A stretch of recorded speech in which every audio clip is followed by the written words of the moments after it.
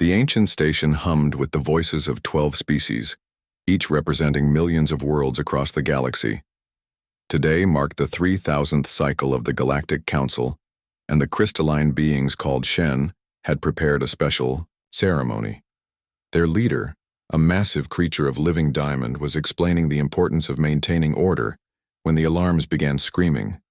Emergency lights bathed the great hall in red as something impossible happened. Ships were approaching the station, not just any ships but vessels that had somehow passed through the most advanced defensive network in the galaxy without permission. The council members turned their various forms of attention toward the main display, expecting to see a minor technical error. Instead, they saw 20 warships unlike anything in their databases. These craft were crude by galactic standards, built with thick metal plating and bristling with weapons. They moved with a deadly purpose that made the assembled representatives nervous. The ships had no elegant curves or bioorganic flowing lines. They looked like they were built for war and nothing else. A communication request came through, bypassing all security protocols. Before anyone could respond, a holographic image appeared in the center of the hall. The figure was bipedal, similar to several council species, but there was something different about its posture. This creature stood with absolute confidence, as if it belonged here despite being completely uninvited. "I am Captain Alex Reed of the Human Colonial Fleet," the figure announced. "We represent the species known as humanity, and we demand immediate recognition and representation in this council." The hall erupted in confusion. 12 different languages filled the air as species tried to understand what was happening. The Shen leader, whose name was impossible for most species to pronounce, stepped forward. Its diamond body caught the light as it spoke. "Unknown creature, you have violated sacred space. This station has been neutral ground for 3 millennia. Your presence here is an act of war against every civilized species in the galaxy." Reed did not seem impressed. "We tried the diplomatic approach for 50 years. We sent messages, requests for contact, even gifts to your border worlds. You ignored every attempt at communication, so we decided to come talk to you directly." A gaseous being that floated in a containment suit spoke next. The Quillerans were known for their patience and wisdom, but this one sounded worried. "You speak of 50 years as if it is a long time. We measure diplomatic contact in centuries or millennia. Your species appears to operate on an impossible timeline." "Our species moves fast," Reed agreed. "In the past 2 centuries, we have spread from one world to 47 different systems. We have established colonies, built fleets, and created trade networks. We have encountered 6 different species who tell us they used to pay tribute to your council until we offered them better deals." This statement caused an even greater uproar. Several council members began speaking at once, their translator system struggling to keep up. The concept of expanding so quickly was beyond their understanding. Most species took thousands of years to establish themselves on even a handful of worlds. A creature that looked like a walking tree, representing the ancient Verdani, spoke with a voice like rustling leaves. "Impossible. No species can expand at such a rate without destroying themselves. Your claims are either lies or evidence of dangerous instability." Reed smiled, an expression that somehow looked threatening despite its apparent friendliness. "We brought proof." He gestured, and the holographic display changed to show detailed maps of human territory. Star systems, trade routes, population centers, and military installations appeared in perfect detail. The council members studied the information with growing alarm. The human expansion had not followed any of the approved patterns. Instead of slowly, carefully establishing themselves on suitable worlds, they had terraformed hostile planets. They had built artificial habitats in asteroid fields. They had even established colonies in systems the council had marked as too dangerous for settlement. "This is madness," whispered the Shen leader. "These locations should have killed your colonists." "Some of them did," Reed admitted without emotion. "But we learned from our failures and tried again. That is what humans do. We adapt, we overcome, and we keep moving forward." The eldest council member, a being so ancient that its species name had been forgotten, spoke for the first time in centuries. Its voice came from everywhere and nowhere, filling the minds of everyone present, rather than their ears. "Show us your military capability," it demanded. "If you wish to sit at this table, you must prove you can defend your territory from the threats that exist in this galaxy."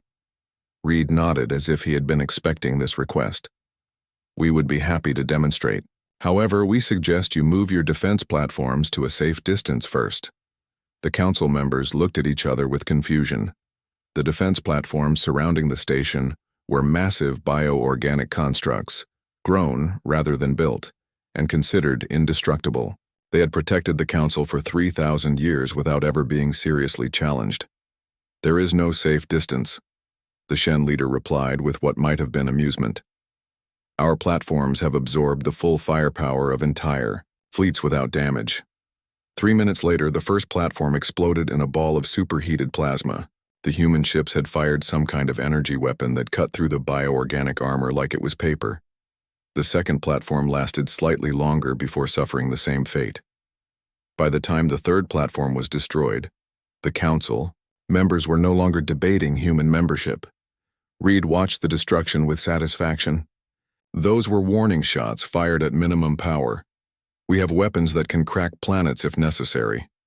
We did not come here to fight, but we are ready for war if that is what you choose." The ancient being spoke again, and this time its mental voice carried undertones of respect. "What do you want from us, humans?" "Recognition as an equal member of this council, with full voting rights and territorial acknowledgement. In return, we offer our military protection to any member species that requests it, and our assistance in dealing with threats to galactic stability." The hall fell silent as the council members considered this offer. They had not faced a serious challenge to their authority in millennia, but these humans had just proven they possessed the firepower to back up their demands. More importantly, they had done so without hesitation or remorse. Finally, the Shen leader spoke. "We will consider your request. Return to your ships and wait for our decision." Reed shook his head. "We will wait here until you decide. Our ships will remain in position around your station until this matter is resolved." As the human captain ended his transmission, the council members realized that the galaxy had just changed forever. These newcomers did not follow the old rules, did not respect ancient traditions, and seemed completely unafraid of consequences. Whatever decision they made, nothing would ever be the same again. The first reports had seemed like routine administrative updates. 3 client species requesting reduced tribute payments, minor trade route disturbances, some unusual energy readings from systems on the galactic rim. The council's bureaucrats had filed these reports without much concern, as small disruptions were normal across such a vast territory. Now, sitting in emergency session, the council members understood they had missed something catastrophic. The reports were connected, and the connection had a name: humanity. Ambassador David Torres stood in the same spot where Captain Reed had made his demands weeks earlier. Unlike the military captain, Torres wore simple civilian clothes and spoke in calm, measured tones. This somehow made him more frightening than his predecessor. "The council seems upset about our expansion policies," Torres observed, looking around at the assembled representatives. "We were unaware that our activities required your permission." The Shen leader's crystalline form blazed with angry light. "Your species has violated every principle of galactic civilization. You have disrupted trade routes that have operated smoothly for thousands of years. You have awakened worlds that were deliberately left dormant. Most serious of all, you have interfered with our client relationships." Torres nodded thoughtfully. "You mean we offered the Cathari, the Voss, and the Tremlin people better trade deals than the ones you were giving them? Is that what you call interference?" A new voice joined the conversation. The speaker was a jellyfish-like creature that floated in a tank of specialized fluid. The Nautilians were known for their economic expertise and careful record-keeping. This one sounded particularly distressed. "Your trade offers have destabilized the entire regional economy. The Cathari were providing rare minerals to 17 different council species. When they began selling exclusively to humans, it created shortages across multiple sectors. The Cathari were providing those minerals as tribute, Torres corrected. They were receiving almost nothing in return. We offered them fair payment and technological assistance. They chose to accept our offer. That is called free trade. The gaseous Quillaran representative drifted closer to Torres, its containment suit glowing with agitation. You do not understand the complexity of galactic civilization. These relationships were carefully balanced over millennia. Your crude disruption threatens the stability of hundreds of worlds. Torres smiled, and the expression was somehow more unsettling than Reed's had been. We understand perfectly. You had created a system where you extracted resources and labor from weaker species while providing minimal benefits in return. You are upset because we offered them a better alternative. The accusation hung in the air like a physical presence. Several council members began speaking at once, their voices combining into an incomprehensible din. The ancient being that had spoken before raised its mental voice to restore order. Silence. The single word carried absolute authority. Human representative, you accuse us of exploitation. Provide evidence for this claim. Torres gestured, and holographic displays filled the space around him. Charts, graphs, and statistical analyses appeared in multiple alien languages simultaneously. The data was overwhelming and damning. The Cathari population has increased by 30% since they began trading with us instead of paying tribute to you. The Voss have eliminated malnutrition on their homeworld for the first time in recorded history. The Tremlin have established their first university and are developing their own technology. Each statement was accompanied by supporting documentation that the council members could not dispute. The improvements in living standards were dramatic and undeniable. Furthermore, Torres continued, we have discovered that your council has been suppressing technological development among client species. The Cathari had developed faster-than-light communication 3 centuries ago, but you ordered them to abandon the research. The Voss created a revolutionary agricultural system that could have fed their entire population, but you demanded they destroy it to maintain their dependence on food shipments. The revelation struck the council like physical blows. The tree-like Verdani representative swayed as if in a strong wind. Those technologies were dangerous. Unrestricted development leads to chaos and war. According to whom? Torres asked. Your records show no evidence that either technology posed any threat. The only danger they represented was to your control over these species. The Shen leader's light grew so bright it was painful to look at directly. You speak of matters you do not understand. The Council has maintained peace for 3,000 years. Your species has existed in space for barely 2 centuries, yet you dare to judge our methods. Your peace was built on the suffering of others, Torres replied without backing down. And it is about to end whether you like it or not. 6 more species have already contacted us about trade agreements. 12 others have sent in formal inquiries. Your empire is collapsing because you forgot that respect must be earned, not demanded.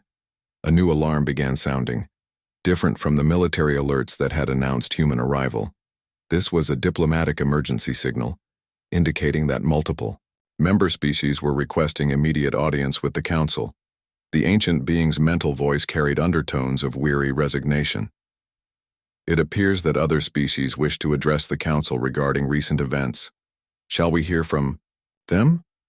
Before anyone could object, representatives from 3 different species materialized in the hall. They were not council members, but leaders of client worlds who had never before been permitted to address the governing body directly. The first speaker was a reptilian creature from the Cathari systems. Its scaled skin reflected the hall's lights, as it spoke with obvious nervousness. Honored Council, we come to inform you that our people have voted to formally withdraw from our tributary relationship. We will no longer provide mineral shipments or accept council governance. We have chosen to ally ourselves with the humans. Similar statements came from the other 2 representatives. Each species cited the same reasons: better trade terms, technological, assistance, and respect for their autonomy. The council members listened in growing horror as centuries of careful control dissolved before their eyes. When the client representatives finished speaking and vanished, the hall fell silent. The implications were clear to everyone present. If this pattern continued, the Council's power base would disappear within decades. The Nautilin economic expert spoke first, its voice bubbling through its fluid medium.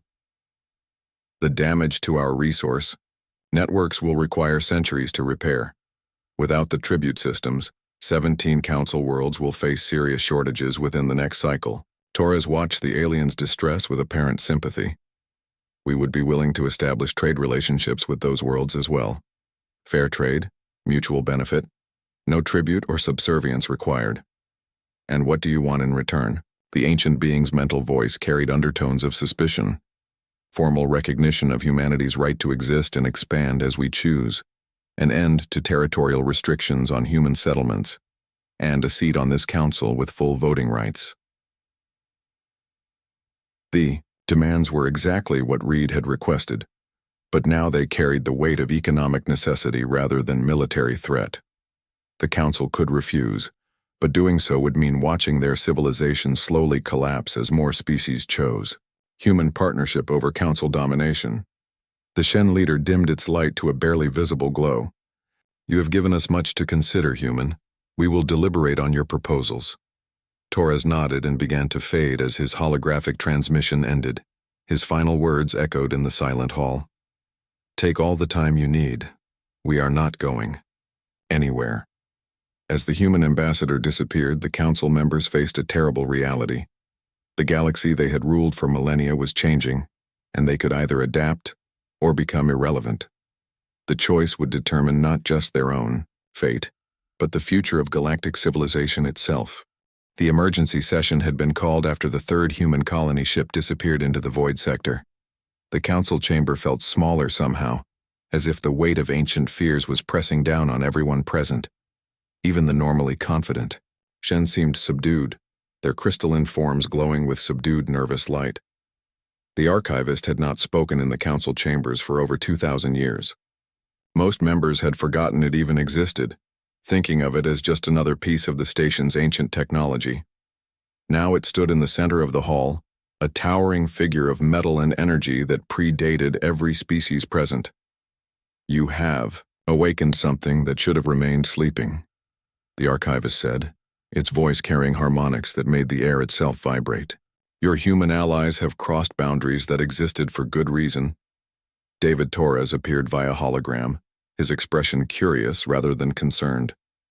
The human ambassador had grown more confident with each passing month, as more species abandoned their council allegiances for human partnerships. What boundaries are you referring to? Torres asked. Our survey teams report that the sectors you call forbidden contain perfectly habitable systems. We see no reason why they should remain empty. The archivist turned toward Torres, and every council member instinctively moved back. When the ancient being focused its attention on something, reality itself seemed to bend around it. You see no reason because you do not know the history of this galaxy.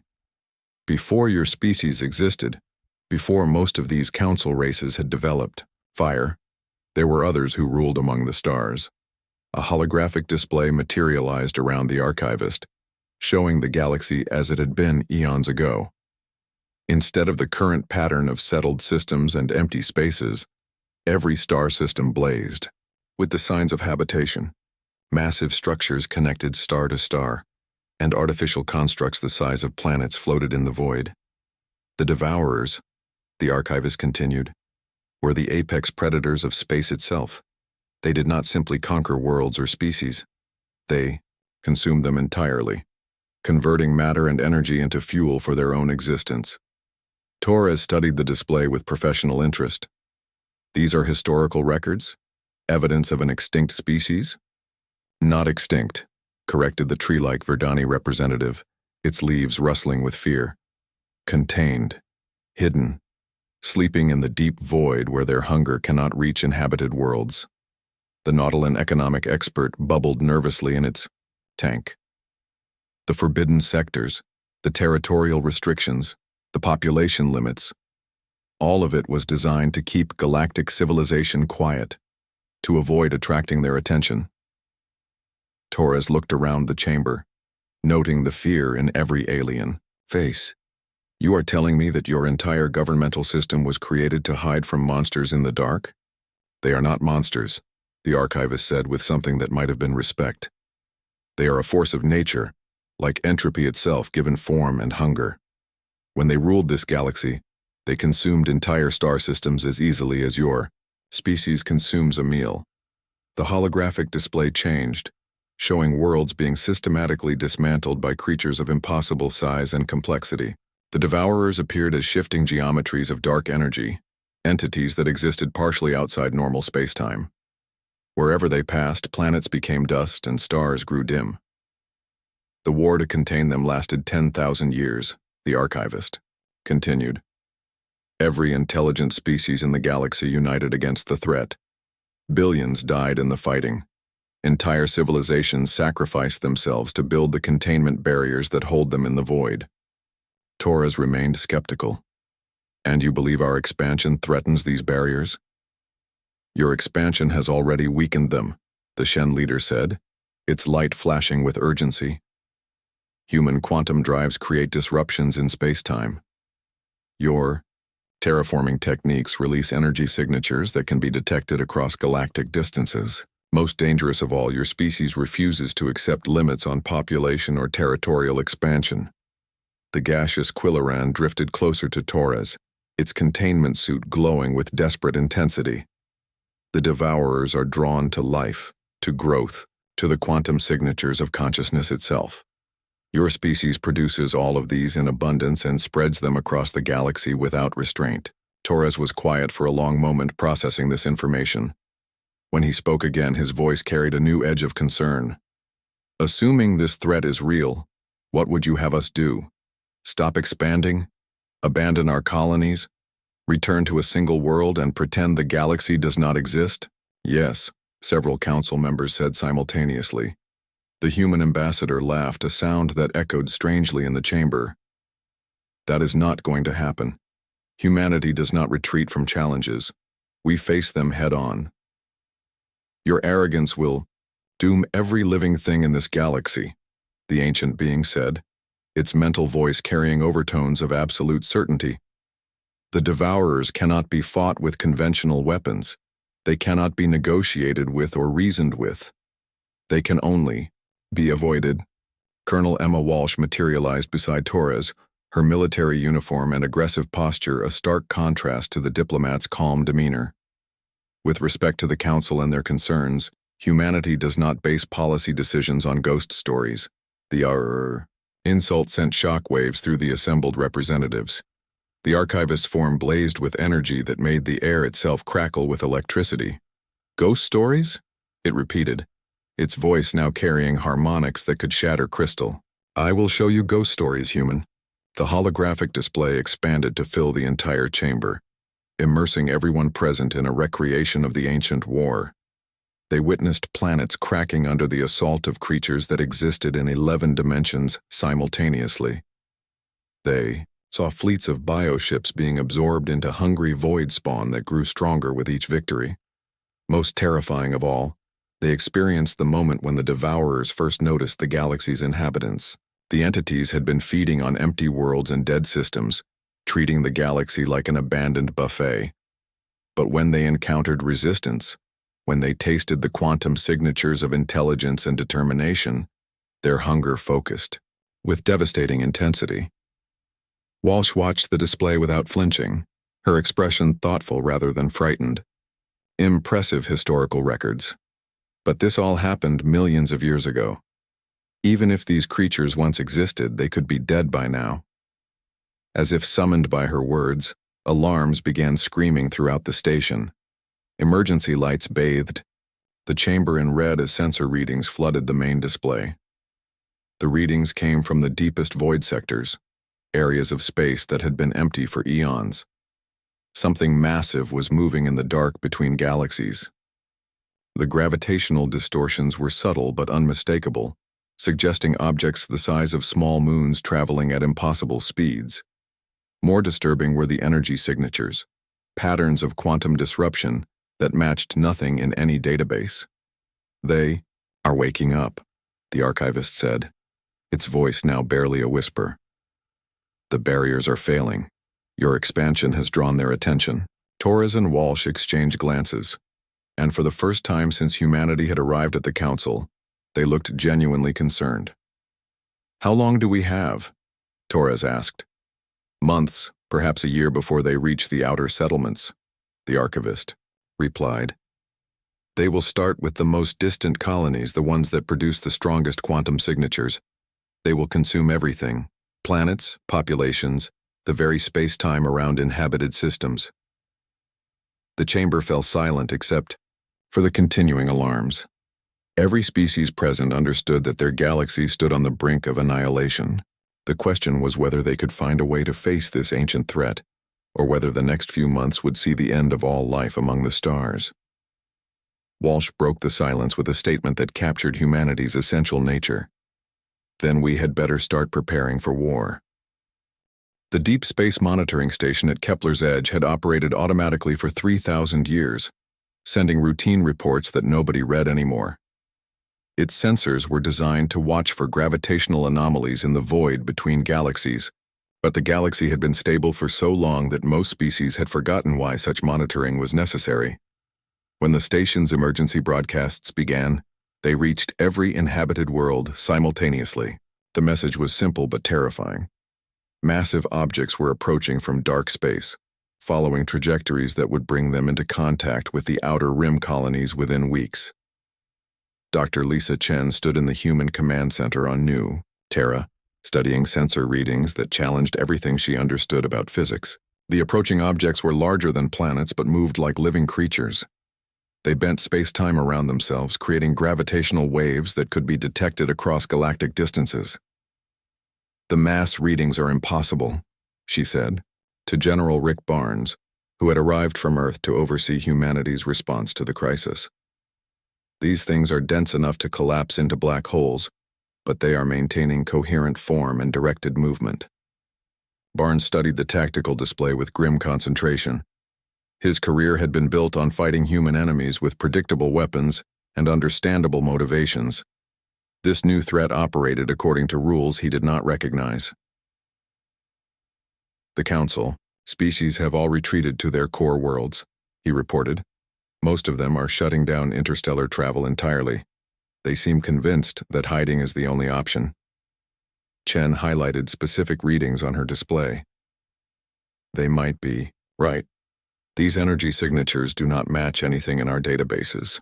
Whatever these creatures are made of, it exists partially outside normal spacetime.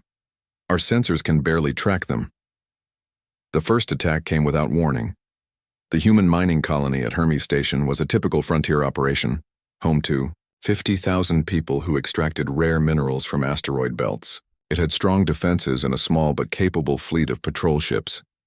The Devourer scout that reached the system was smaller than the massive forms detected in deep space, but it was still the size of a large moon. It appeared suddenly, dropping out of quantum space in a manner that violated every known law of physics. The colony's defense fleet engaged immediately, following standard human doctrine of aggressive forward defense.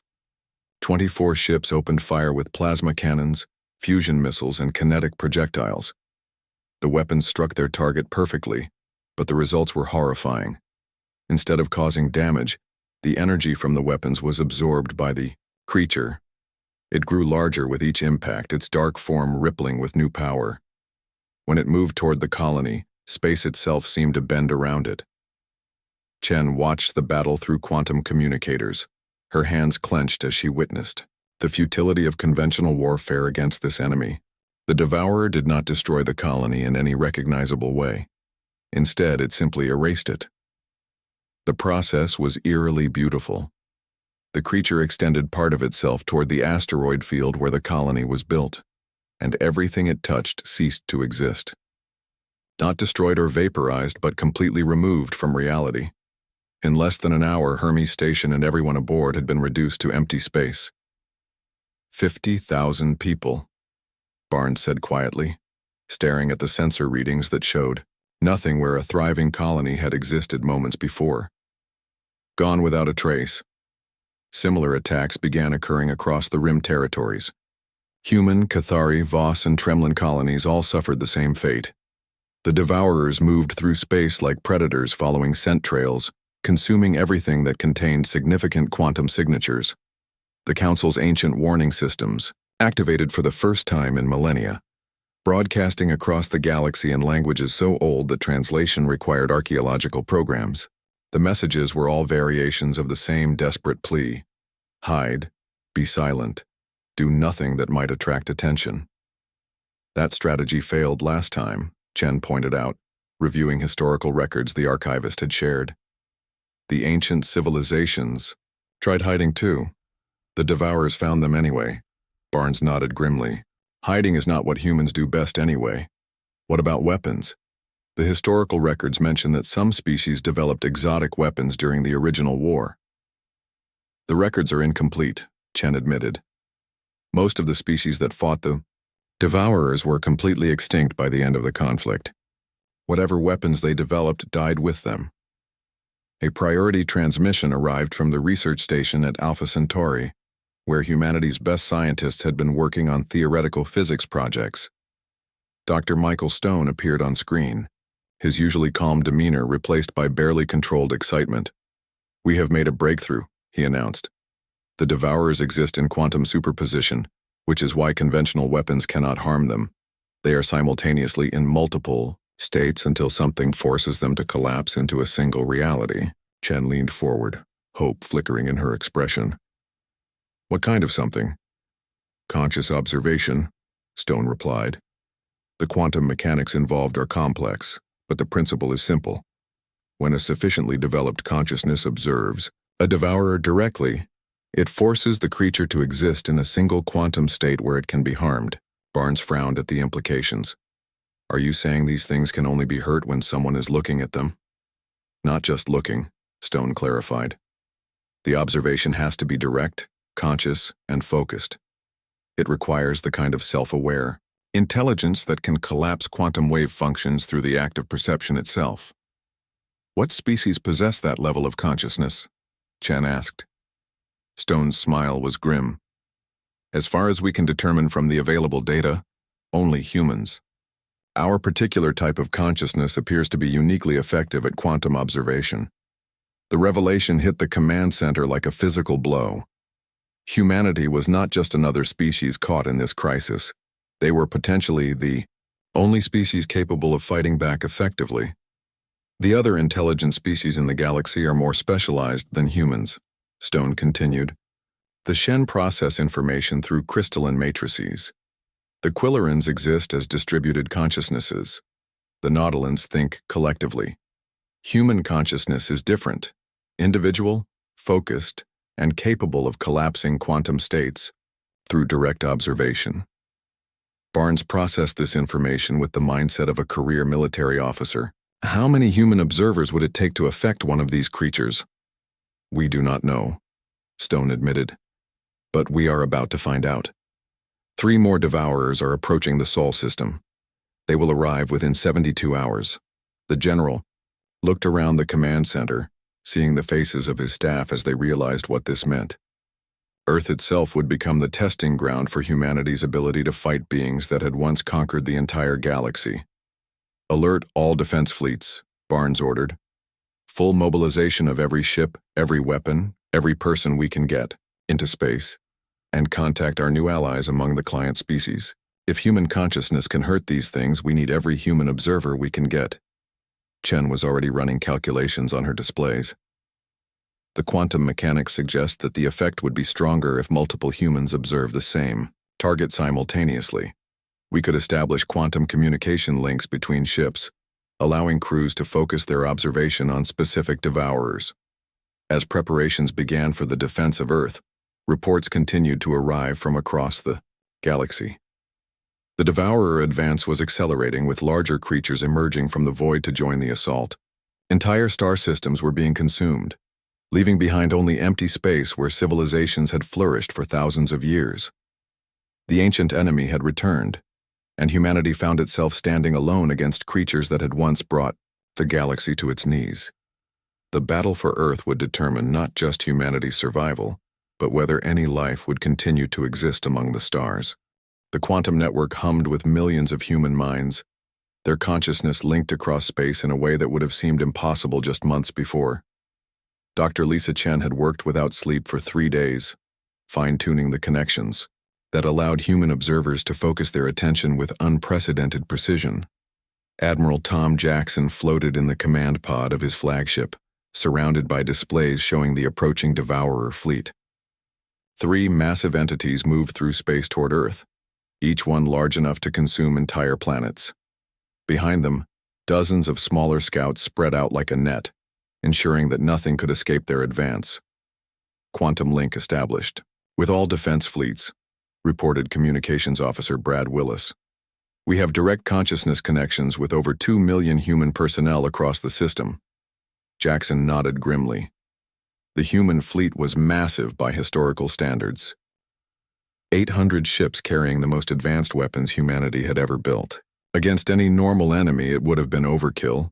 Against the Devourers, it might not be enough. Dr. Chen, are your teams ready? Jackson asked through the quantum link. Chen's voice came from the research station hidden behind Jupiter's moons. The consciousness amplifiers are online. We can focus the observation power of every human in the system on specific targets. But Admiral, we still do not know if this will be enough to make them vulnerable. The first test had been both encouraging and terrifying.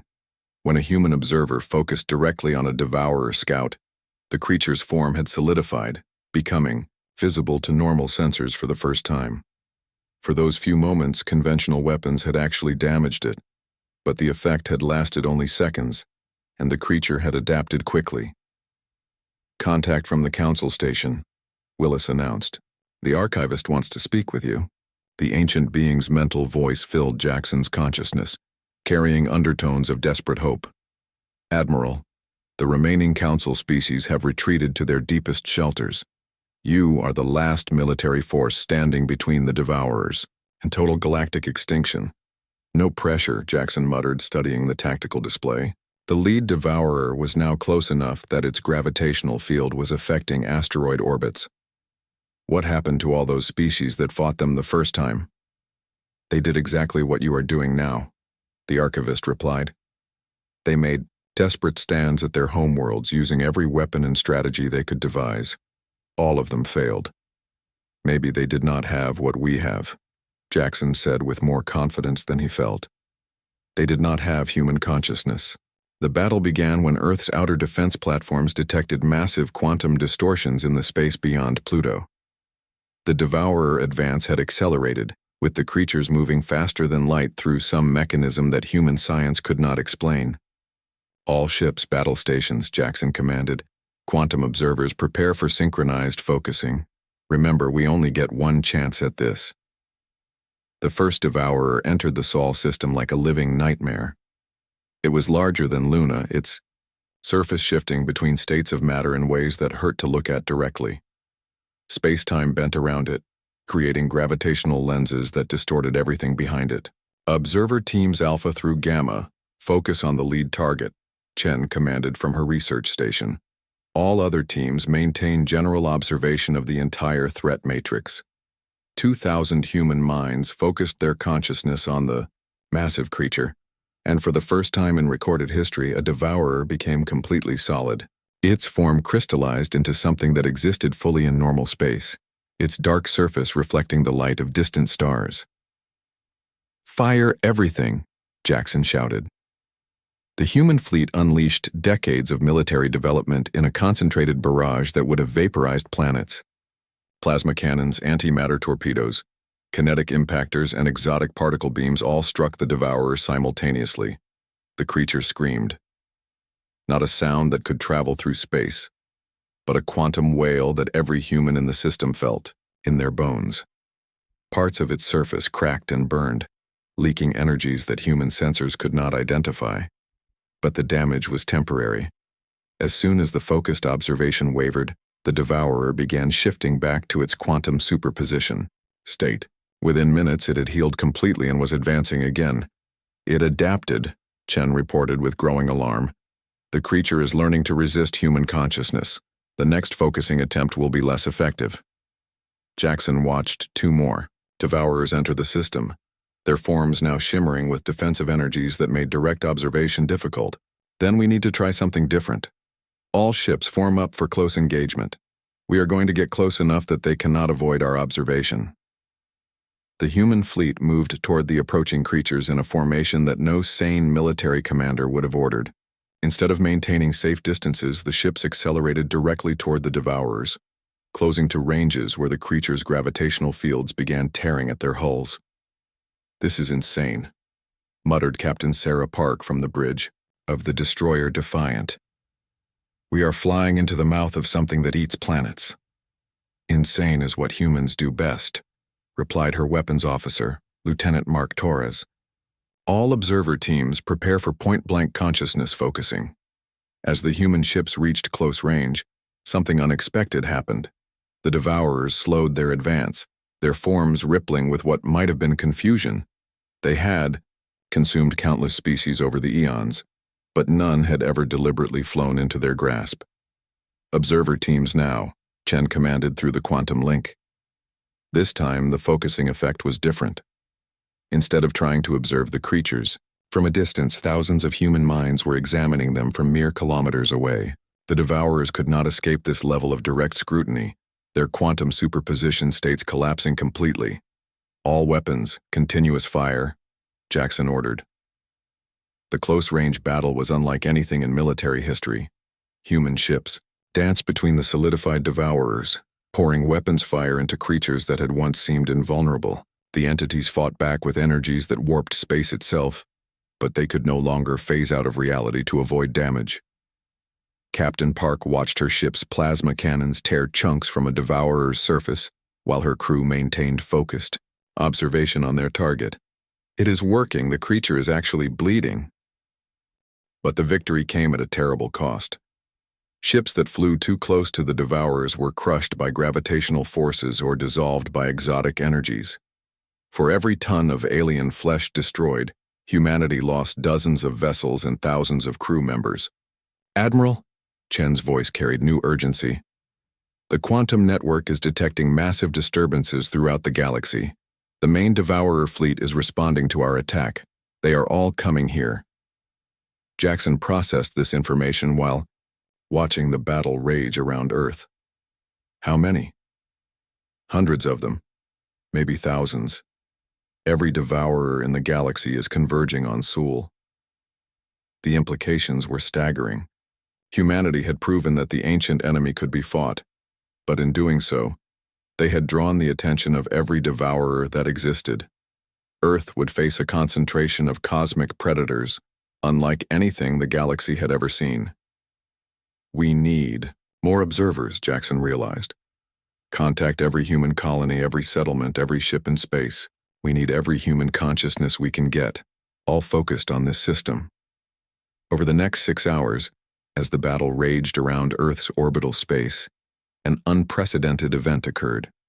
12 billion humans on Earth focused their minds on the approaching threat. Millions more in orbital habitats, lunar colonies, and deep space stations added their consciousness to the quantum network. For the first time in human history, the entire species was united in a single purpose: observing their enemy, so completely that it could not hide in quantum uncertainty. The effect was beyond anything Chen had predicted. When the main devourer fleet arrived, expecting to find easy prey, they instead encountered a wall of human consciousness that stripped away every defensive adaptation they had developed over millions of years. "Impossible," the archivist whispered, through the quantum link. "The creatures are becoming completely solid, all of them, simultaneously."